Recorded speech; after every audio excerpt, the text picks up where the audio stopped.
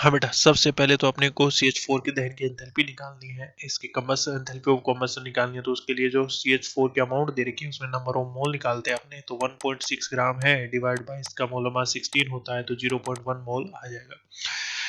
क्योंकि constant volume पे है, कांस्टेंट वॉल्यूम पे अपने को पता है कि ये जो हीट एक्सचेंज होती है उसको हम डेल्टा यू यानी इंटरनल एनर्जी चेंज कहते हैं। तो डेल्टा यू कितना आ जाएगा, 2.5 किलो कैलोरी थी, और वो कितने के लिए थी, 0.1 मोल के लिए। तो अगर अपने को 1 मोल के लिए निकालना है तो डिवाइड बाय 0.1 कर देंगे, यानी कितना हो जाएगा, 25 किलो कैलोरी पर मोल। ये डेल्टा यू की वैल्यू आ गई है।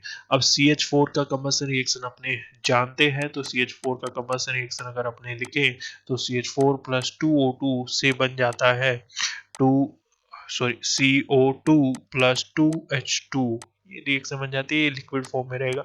अब क्योंकि अपने को एंथैल्पी ऑफ रिएक्शन पूछी गई है, तो एंथैल्पी ऑफ रिएक्शन के लिए अपने रिलेशन होता है डेल्टा H बराबर delta U plus delta Ng R T.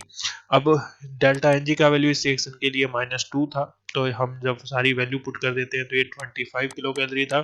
Delta Ng का वैल्यू -2 है, आर का वैल्यू कैलोरी है तो 2 आ जाएगा। टेम्परेचर जो है वो 500 केल्विन दिया हुआ है, और उसको अपने कन्वर्ट करेंगे किलो कैलोरी में। ये जब पूरा वैल्यू सोल्व कर लेते हैं पूरा का पूरा, तो इससे जो वैल्यू निकल के आती है वो वैल्यू आ जाती है पूरी की पूरी -27 किलो कैलोरी।